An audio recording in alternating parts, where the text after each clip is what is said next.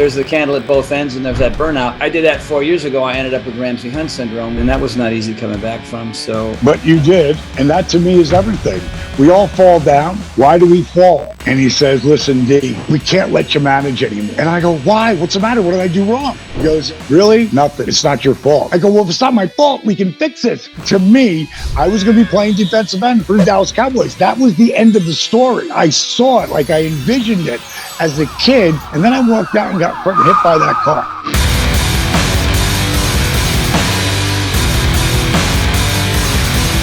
Dallas is a WWE Hall of Famer. He is a three-time WCW Heavyweight World Champion. He is the founder and CEO of DDP Yoga, known today as just DDPY, a worldwide transformational fitness program with over 70,000 members, one of them being my lovely wife, Shauna. And I love the fact that she's doing your stuff and not mine, but that's fine. That's fine. It's all family, brother. Dallas is also a best-selling author, actor, and sought-after inspirational speaker. And I know for a fact that all of you will be inspired after our conversation today. And by the way, that wall behind you, man, is just incredible. Holy, pretty crazy, right? I never have to think about where I've been because my wife, my brother, we just like got it everywhere. It's say hello, Paige. Hi, Paige. But yeah, I got a couple, you know. Yeah. I've been lucky enough to have lived like 5 lives, bro, you know. So yeah, I'm very great. I live with an attitude of gratitude. That's really how I live, you know. I'm not there 100% of the time. I call it living life at 90%. And people say, well, why don't you live life at 100? I said, listen, it's based on life's 10% of what happens to you and 90% of how you react to it. And I can't live at 100. Nobody can, as you know. You know, we've tried, but you can't. And so I'll take 90. I'll take the 90%, you know. Hey, man, most people are living at 30. You know what I'm saying? So yeah, and you're right, man. You know, I mean, you know what happened to you. You were living at 100%, and it, you know, and then there's the candle at both ends, and there's that burnout. Sure. I did that 4 years ago. I ended up with Ramsey-Hunt syndrome, which, you know, fried my brain for about a year, and that was not easy coming back from. So, but you did, and you came back stronger than ever, bro. And that to me is everything. We all fall down. You know, there's that scene in Batman, I think it's Batman Begins, where Batman as a kid, you know, Bruce Wayne falls into the hole and he can't get out. And his dad finally saves him. And he says, why do we fall? And he says, because we have to figure out how to get back up again. Because that's why we fall. Like with my granddaughter, she was with me for her first, after she was 4 months till she was 2 years and 4 months. With me, my daughter, she was staying here with my daughter, Brittany. And I watched that little kid fall and get back up and fall. And when she would hit it hard, we'd laugh, and so would she. You know, she was, and then she'd go to get around stuff, and I'd put that leg across there, like, no, you're not. And that little girl would keep going and going and going till she climbed over it or under it or around it. That's how we learn, right? Yeah. Yeah, we stopped doing that later on. We start, you know, here's the beautiful thing about children, and you just basically said it in that story, is in the midst of falling, they automatically assume that's just kind of part of how it's supposed to go. There's no judgment to it, you know what I mean? But then we get older, and then our peers and whatever, and our parents and our siblings, right? There's all this judgment that kicks in around the age of whatever, I don't know, 9, 10, 11, 12. And then we get really timid, and our lives get smaller and smaller, way too young. You know what I mean? So, and I learned, that's how I was as a kid. You know, when I was a little kid, I didn't know better. And then I started, you know, thinking, oh, I'm being made fun of or whatever. And then I just shut down for a bunch of years until I, you know, started reading some of these books behind me and going to those seminars at the airport. I don't know, they're always at the airport. I don't know why, but you know, they work though. They work. Yeah. So you become the 5 people you hang out most with. And I don't care if they're drug dealers, athletes, you know, addicts. I don't care, you know, really smart people who eat a lot, love to eat all the time. You're going to eat all the time. And it doesn't matter. It's like, who do you hang out with? And I like wrestling was like the coolest thing I ever did. but it was the most toxic place sometimes I've ever been in. I mean, there's a point where I'm making, over $1.5 million. And because of the drama and the behind the scenes stuff, I want to quit. Like, wait a second, reality check. Like you're making over $1.5 million. Like, when $1.5 million was a lot of money. Today, it's like $1.5 million. But, back then, it was a lot of money 20 years ago. But the stress, and the drama. And I swore when I got out, when I was done, I would be a part of it from a distance and help people that I wanted to help because they were putting the work in. I only help people who put the work in, just good. That's where I'm at in my life. Like you said something earlier about, how, kids fall down and they get right back up again. And, it's just instinctual. And then at some point that changes. And I think about, and God, you have sold so many more programs than I have back when they were DVDs. But how many people bought your DVDs or my DVDs and they said, I bought them and I was so excited to start, and I was just so afraid I'd fail. I never opened them. Like, wow. Yeah, man. I mean, we used to record. I don't know how they found it. I mean, this is even before they can check to see how, like, for example, after this is done, we can find out how many were here. We can find out whether they're male or female. We can find out where they're from. We can find out whether they watched it all the way through or not. You know what I mean? Back there, it was a little more complicated, but somehow they figured out an algorithm that 12% of the people that bought P90X were the only ones that opened it up right away and went all the way through the 90 days and finished. Wow. 12%. And at 40%, they never, the thing sat on the shelf the whole time right after they got it. It was just, it was an impulse buy, and they never did. Hey man, I want to ask you, because a lot of people don't know that you and I have a little web series coming out. People aren't aware of that yet, but you are my third web series. And when we were kind of chatting, not only during it, but, during sort of the interview and in between, because we were having a blast, man, it was your story, dude, is one of the most fascinating I have ever heard, period. Do you mind, kicking back and kind of telling, because I don't think everybody here knows, that, especially those early days, like where you were like, I don't know, wrestling would be cool. Maybe it's something. And then how it all kind of transpired when you had that crew, and then all of a sudden there you are, you know what I mean? And now you're in the Hall of Fame, like that, those early days. And then, and if you don't mind talking about the injury and what happened, sure. That would be amazing to hear. Well, where do you want me to start? You want to start where? The day you were born. No, you have to go that far back. No, where do you want me to start? You tell me, and I'll pick up. Kind of those early pre wrestling days. Yeah, okay, so wrestling days. Yeah, and then into them, and then afterward, yeah. Okay, so let's start off with, first of all, as a kid, I was one of those kids who loved wrestling, but I loved football. I was an athlete. I loved playing ball, and you never really want to stop. You never want to stop playing. I tell people all the time, find something that you love to do and figure out a way to get people to pay you to do it. That's the quant, right? Yeah, so as a wrestler, I loved it as a kid. And I thought at 23, I'm going to do this. And I had 3 matches. I sucked. I was so green, and I went over the top rope and I came down and I hit wrong and I torqued my right knee. Now this is the same knee when I was 12 years old. I walked out in front of a car. It hit my knee. My face bounced off the hood, and I flew 42 feet from impact. It ended my football dreams as a kid, and I would go on to play basketball, which I sucked at. But I learned about work ethic, and work ethic equals results. So it was a pivotal moment in my life. So the same knee gets hurt, and my doc says to me, listen, take off a couple of weeks, maybe a month or so, and then you can go back. In the meantime, I've been in the bar business since I was 17.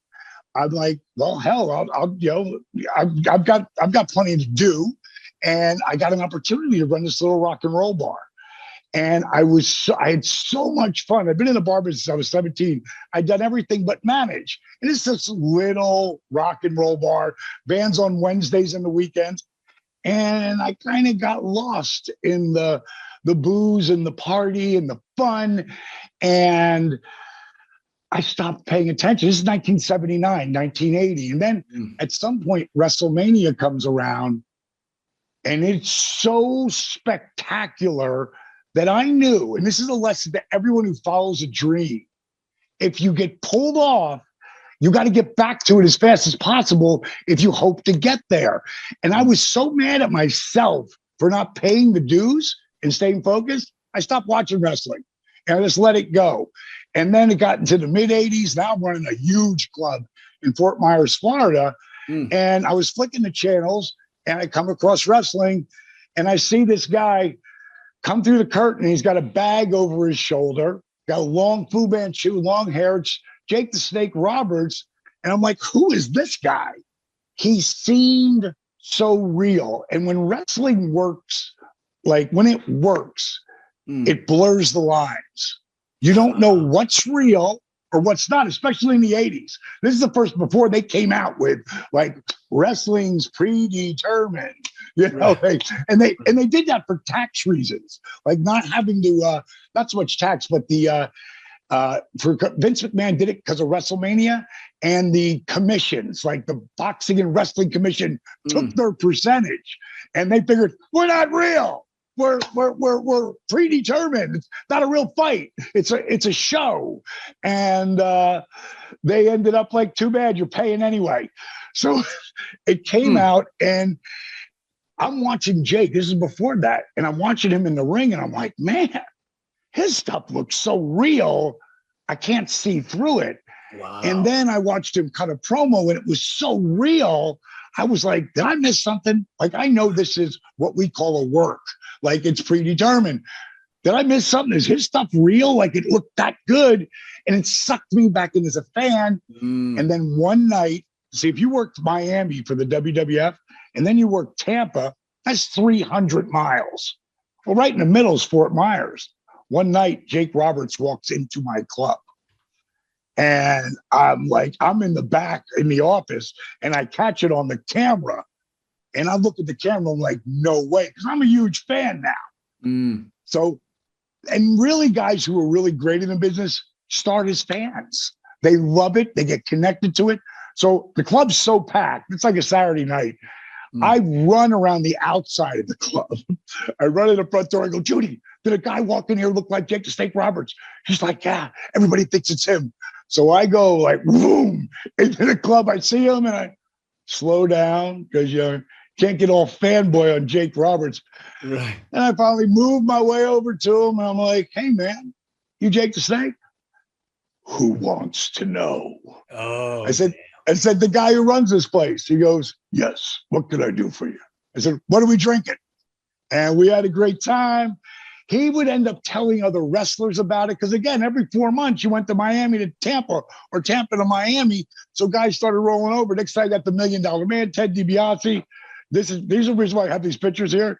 This is a picture of me and the $1 Million Man doing upside down tequila shooters before I'm involved in professional wrestling. My buddy Luke from the Bushwhackers, he put this picture up on his Facebook about 9 months ago. And he put up there DDP before he was Diamond Dallas Page. So everything's about relationships, right? And it's not about who you know or who knows you. It's about who's willing to say they know you, who's willing to pick up the phone and make a call for you. So much later on, I decide to get into wrestling, but as a manager and a color commentator. And to understand how big a deal that was, I would have never tried to do it, knowing that it's next to impossible. But sometimes God will line up those planets for you. And I sent a tape in and I got a deal with the AWA as a manager talking for guys. I was 31 at the time. I thought I was too old to be a wrestler. And the really big break I got was in Florida Championship Wrestling. I mean, I'm still running my club called Norma Jean's Dance Club, because that's where I really made my money. Because wrestling, the first 3.5 years, not as a wrestler, as a manager and a color commentator, it cost me money to be Diamond Dallas Page. And the big break that I got was I got to work with this guy. His name is Dusty Rhodes, better known as the American Dream, Dusty Rhodes. That's 33 years ago. And Dusty took me under his wing like Jake would later on. And Dusty took me under his wing, and he put me as a color commentator and a manager. But we got to build a real relationship. And that's what I tell people, like, networking, freaking who knows you, that's okay. But it really doesn't mean that much. Real relationships, people who care about you, people who are willing to put their name on the line for you. And Dusty would bring me into Florida Championship Wrestling as a manager and a color commentator. Excuse me. He brought me into Ted Turner's World Championship Wrestling as a manager and a color commentator. It took me like 5 months to get a contract, but then I got the contract and I was managing and doing color commentating. And then I brought this guy who would later become Razor Ramon, this guy Scott Hall, in, and he was, where's he at? He's the Diamond Stud, this big son of a bitch. Oh yeah. And I brought him in. I brought I was managing the Fabulous Freebirds. 5 months into that contract, I was so excited, man. Everything was going so good. And then a guy named Magnum TA pulls me aside. He's Dusty Rhodes' right-hand man. And he says, listen, D, we love what you're doing with the color commentating. We're fourth string, announcers, but we're on TV, satellite, doing satellite stuff. But we can't let you manage anymore.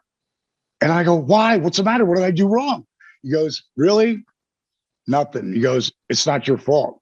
I go, well, if it's not my fault, we can fix this.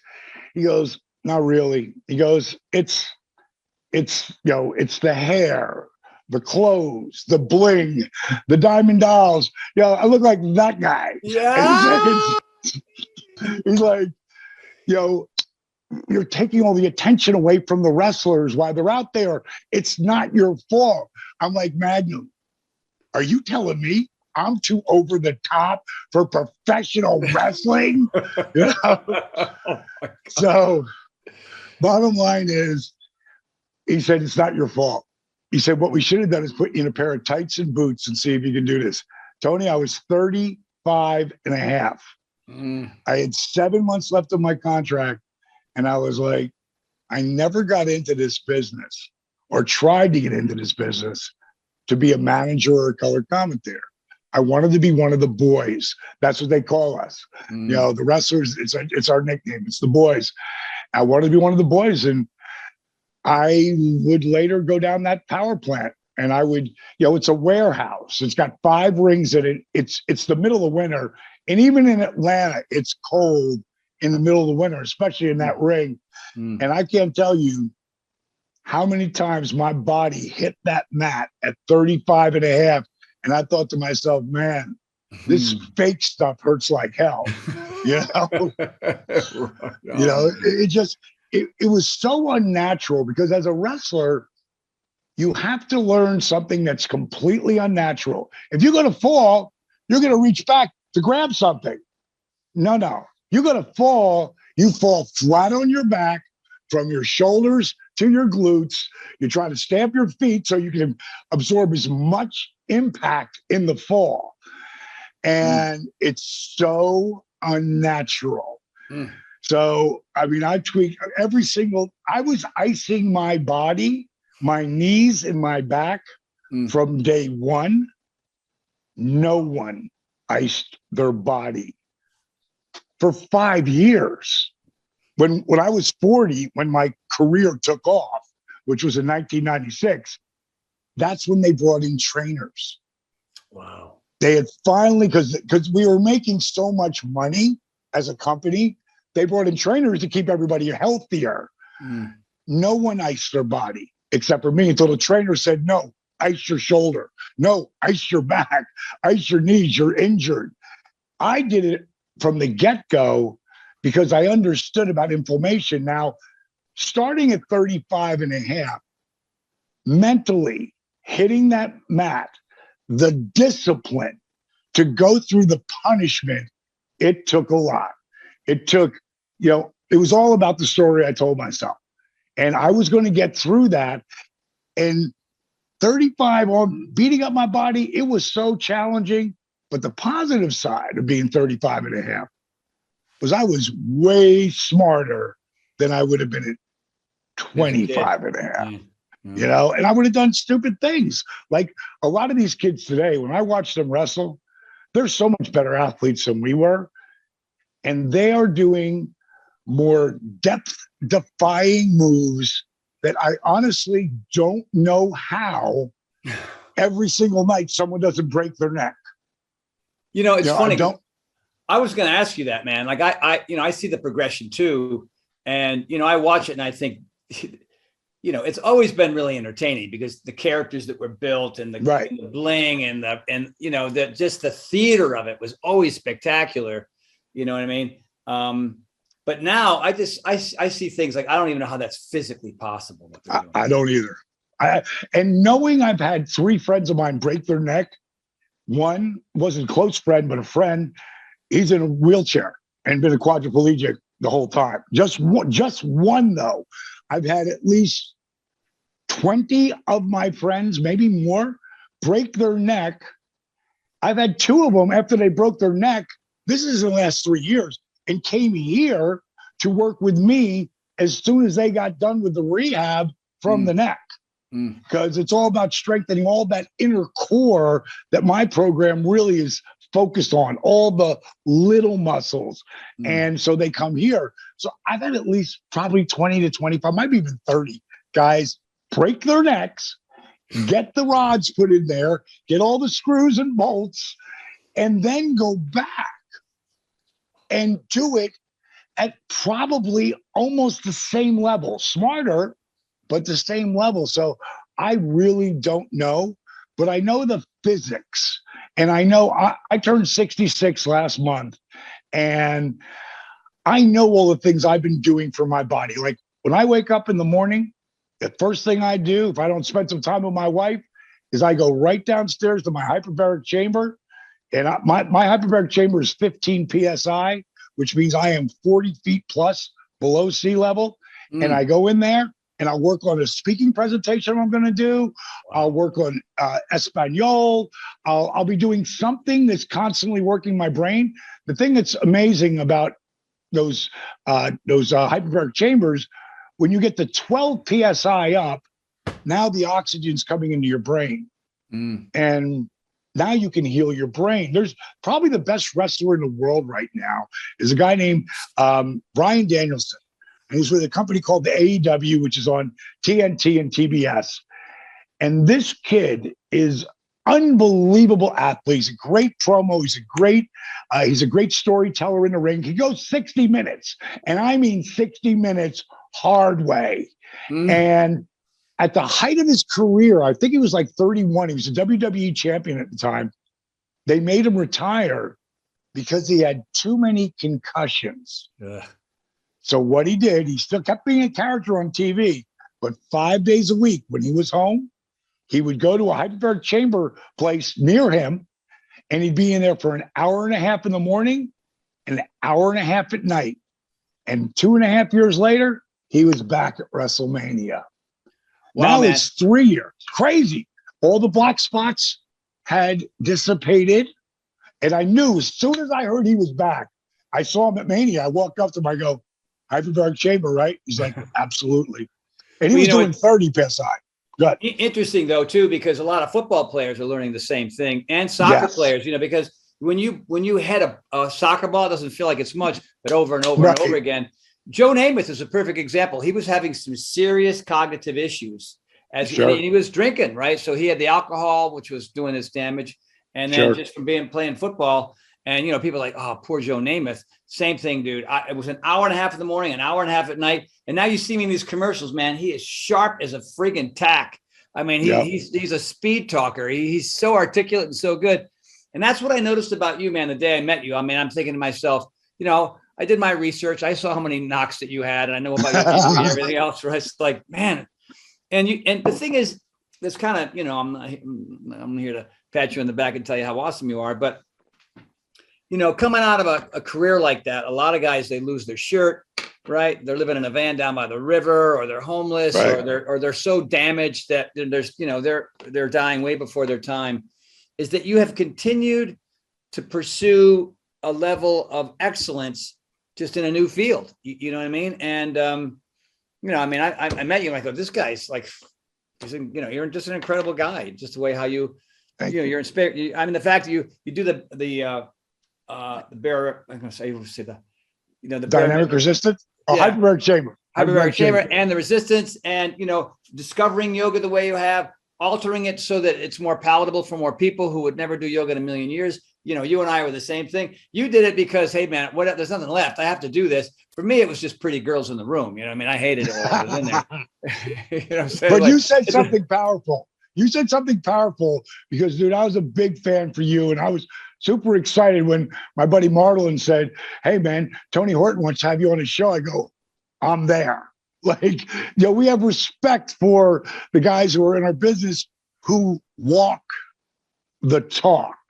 And I knew from what you were doing and could do with your body, you can't do that shit and not, especially in our age. You're younger than me, but not that much. And you can still go like a dog. You can still go like a dog. And coming off that, the whole thing you had with that disease, like, dude, it's like, it's never too late. You're never too old. It's you. What do you want to do? See it and then go after it. But it's all about, and you own this too. It's about the story you tell yourself. It's that inner voice, man.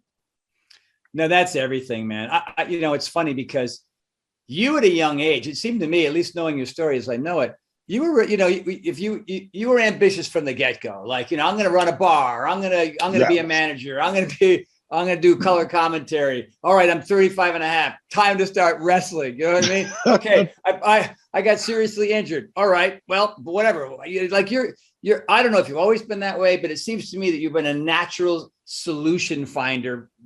Even when even though there were a lot of questions and there were blockades in your way and whatnot as you're making your way through, but. I wasn't that way. I didn't begin to figure that. I was just smoking weed and drinking beer and chasing girls and cranking up credit card debt. You know what I mean? I had the work ethic of a snail in a hurricane. You know what I mean? So how did you do that? How did you go from that guy to that guy? Did you just make the decision one day? The Japanese have a term called satori, a sudden moment of enlightenment is, I guess, what it means. And so for me, yeah, it's just sort of or a tipping point or whatever you want to call it, a modern term that we use in here in America, whatnot. But for me, it was just sort of like, as I was getting older and other friends of mine were becoming successful and getting married and having kids and having houses. And I was the guy that was left way behind. I mean, I was in the same apartment for 21 and a half years with a view of a convalescent home. So I thought, I got to get on the ball here just for me. And it wasn't like it was a sudden thing. It's like, oddly enough, a quick little story was I went to the grocery store and there was a little pamphlet in the grocery bag that said, meet with Dr. Stephen Wolf, and he was kind of a spiritual guy and a psychologist and a personal development guy and a one of these kind of cats. And I took it and I crumpled it up and I threw it in the trash.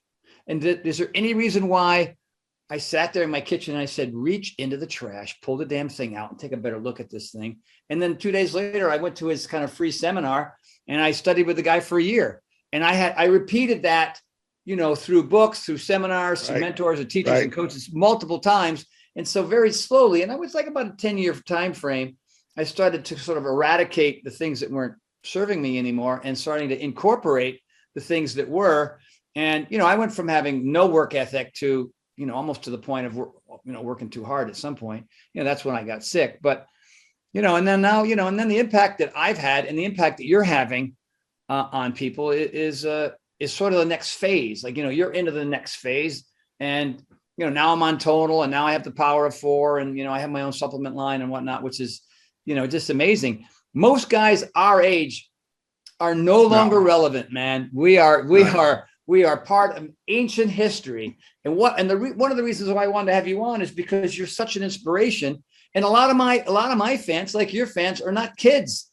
You know what I mean? They're kind of throwing in the towel. And you and I are proof that, that, hey man, at any point in your life, you can turn it around. And so, you know, that's just all I want to say about you and what an inspiration you are, brother. Well, you know, it goes back to being, I didn't really understand what work ethic was until I was 13. And what had happened is when I played Pop Warner football, I mean, I was starting in 6th grade both ways with the 7th and 8th graders. Wow. 7th grade, same thing. Like in my mind, Tony, whether it was happening or not, in my mind, this came so easy to me. Like I was a football prodigy, you know, prodigy to me. Not maybe not to everybody, but to me, I was going to be playing defensive end for the Dallas Cowboys. That was the end of the story. And I saw it, like I envisioned it as a kid. And then I walked out and got hit by that car. And all of a sudden, in 1968, you know, there was no such thing as rehab. You know, for Joe Namath, there was. For Willis Reed, there was. Right. But there wasn't for some 12-year-old kid. Right. So the doctor would not let me play, football. I was, man, you talk about emotional gravity. You talk about the world is over. I cried like a baby, man. I mean, I was devastated. And so now, well, what will you let me do? Baseball, which I sucked at, and basketball, which I sucked at. And what's the fascinating thing about both those sports? They're both great sports. Baseball, you need at least one guy to throw the ball back and forth with. Right, now, if you want to play a game, that's a whole different animal. Right. But back then, there wasn't the batting cages. There wasn't things you could do. So I chose basketball. And man, I was so bad. If I didn't get picked, which was most of the time, I walked over and did layups. That's what's great about basketball. You can do layups and you do the same layup over and over and over and over again. And you can do spinning back turns and you do hook shots, you do foul shots, you can practice dribbling drills. I didn't make the team in 7th grade and I didn't care. I was a football player. 8th grade, I cared. But I cared. But I made the team, but I was 6'3" in 8th grade. I'm 6'4" today. Right. But I was still uncoordinated. I didn't even hardly play, you know, a couple minutes here and there a game. And I was so embarrassed to be on. Like, that's not who I am. I'm sitting on the bench. Everybody knew you as the football star. It's like, oh wow, it doesn't translate to basketball. That must have been hard. Oh, it was brutal on. It made me humble, and I said, okay, I got to work at this. And what it taught me, because that summer, if I wasn't working at the burger joint where I worked, you know, for the extra money for the summertime, if I wasn't working, I was down the park. Whether it was in the morning, then went to work, came back, played at night. If it was raining, I was playing. And that freshman year, I made the team. I started and was second leading scorer. Sophomore, I'm playing varsity. You know, I'm the third leading scorer on the team as a sophomore. I became one of the best players in our area. And what it showed me was work ethic equals results. Like inside my Hall of Fame ring, my WWE Hall of Fame ring, it says work ethic equals dreams. Explanation point, DDP. And that will go down to my daughters and my grandkids and so far and so on, you know, and they'll have that same message right there. You know, that's what that means. You know, when Paige Joseph Falkenberg decided he was going to be a wrestler, that's where eventually it came to Diamond Dallas Page. Because I knew the name Paige Joseph Falkenberg was never going to draw any money in the world of professional wrestling. But the funny part it worked for Schwarzenegger somehow, but he's not the only one. Right. Yeah, but look at Schwarzenegger. You talk about a guy who is a great, phenomenal story. Like he is, if you really know Arnie's story, it's unstoppable, man. Like the dream that he has in his head and being in the military and the whole thing. I've listened to him speak, man. He's a powerful cat. There's a reason why this guy goes on to become the biggest star in the world. One of my favorite moments, because The Rock and I, we're not super tight friends, but we're bros. You know, we're family. We're thinking we all come from the same deal. Yeah. One of my favorite moments is him in his movie Walking Tall.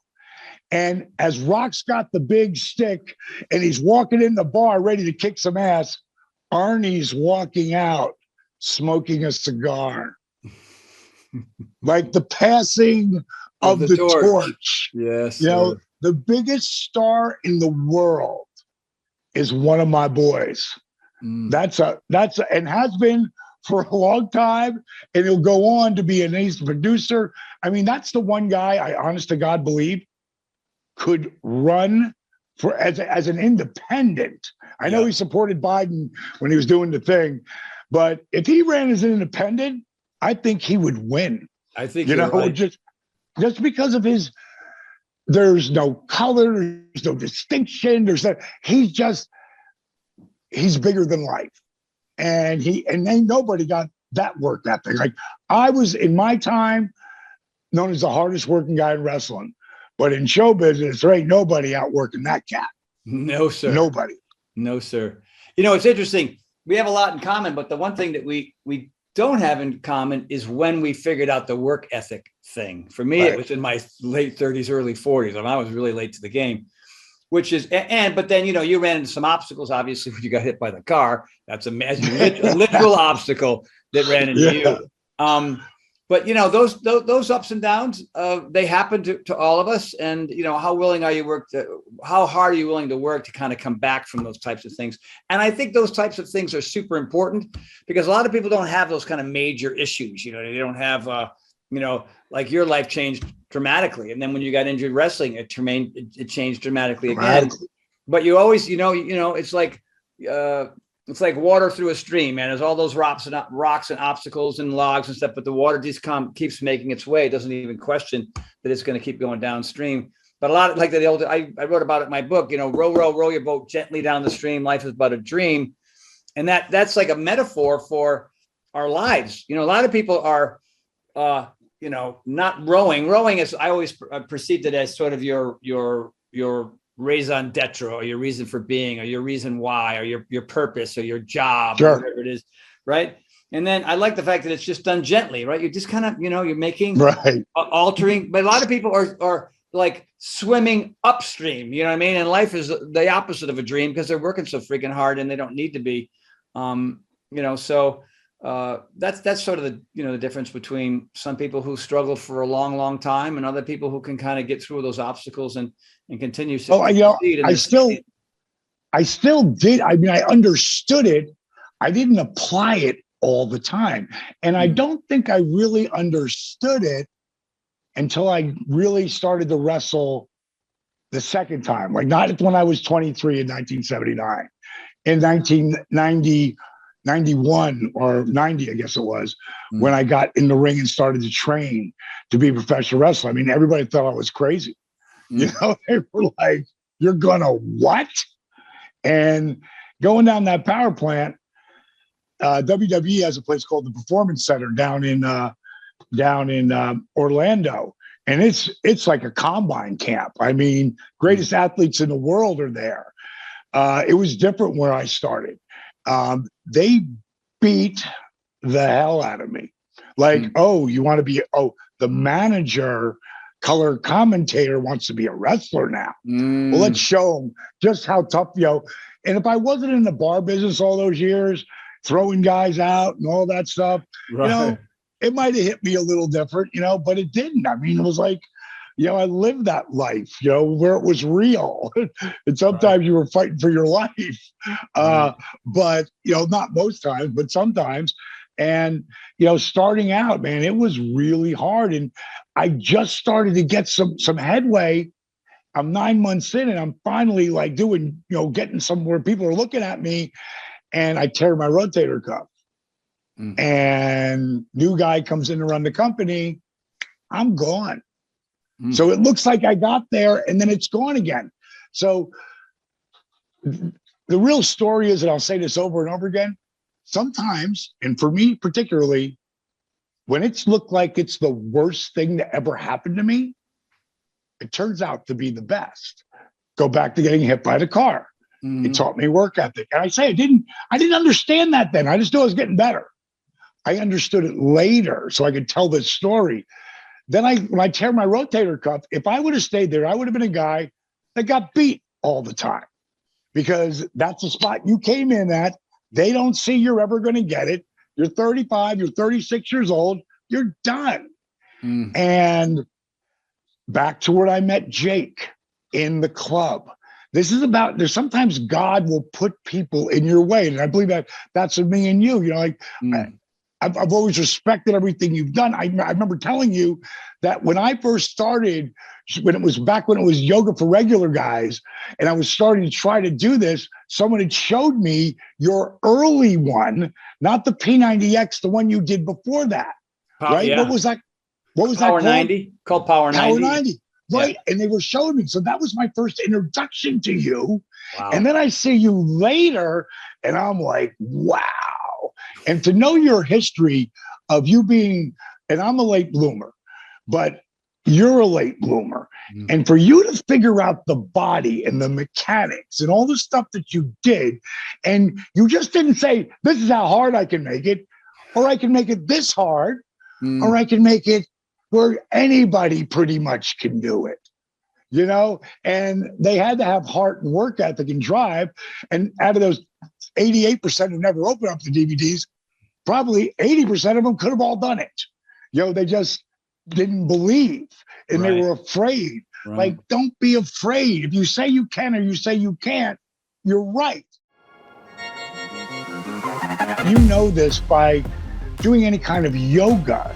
It creates movement. It creates breaking up scar tissue. It creates helping to alleviate pain. You start to get your movement back. You start to build a little bit of core strength. And my mother-in-law taught me how to do this practice in 3 minutes, and it changed my entire life. Anybody can do this. And if I shared with you today the 16-second technique that you all felt and that worked for you in 16 seconds. Honor the struggle. Like, honor the journey and honor the difficulties of that journey, because they've been placed before you to stretch you and to make you better. The only other thing I would say is for the menopausal woman that, after 40, our sex hormones just start to tank. So any woman, 40, 50, 60, if you're struggling with energy, mental clarity, you're gaining weight, that's just because your hormones went away. And there's really a lifestyle that matched to that. Our tough times when we were young, both you and me, toughened us up, right? That was like a polishing stone, right? It was like that ground. If it didn't kill you, make you stronger. But we went through that, and I think that helped both of us. What opportunity could I possibly have because of this that I wouldn't have had without it? And know that you might not have an answer right away. You might not have an answer for years, but if you open your mind and look around to see what's there and follow the passion and follow any clue, things may fall into place. And if your eyes are open, you can find them and make things happen. And the worst thing in your life could become the best thing in your life.